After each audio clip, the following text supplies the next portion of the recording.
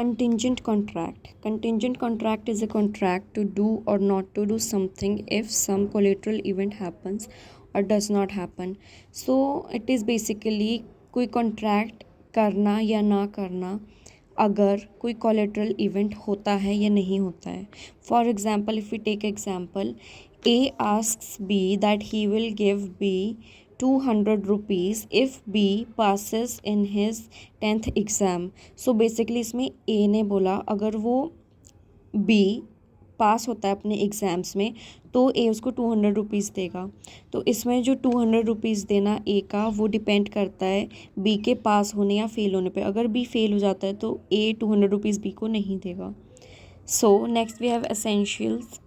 Contingent contract के essentials हैं contract to do something और to not do something. Event should be uncertain. Some collateral events should happen or not happen.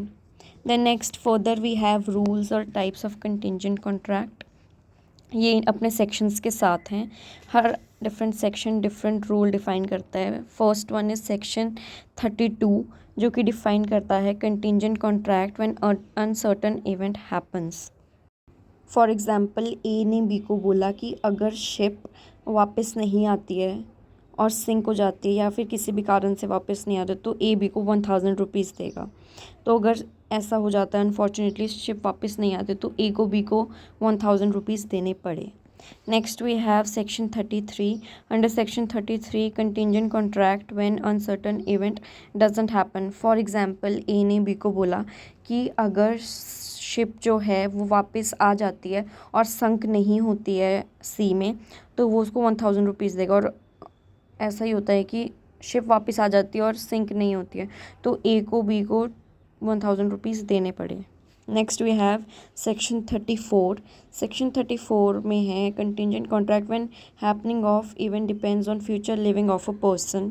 For example इसमें जो ए है उसने B को बोला कि वो उसे 1000 रुपीज़ देगा अगर बी ए की डॉटर सी से शादी कर ले. पर अभी प्रेजेंट में वो पॉसिबल नहीं क्योंकि सी की शादी एफ़ से हो रखी है. अगर फ्यूचर में सी का एफ़ से डिवोर्स हो जाता है या एफ़ की डेथ हो जाती है तो फिर चांसेस बन सकते हैं कि बी सी से शादी करे. तो फ्यूचर में अगर ऐसा बनेगा तो ही ए बी को पैसे देगा. We have under section 35. इसमें दो पार्ट्स हैं ए एंड बी.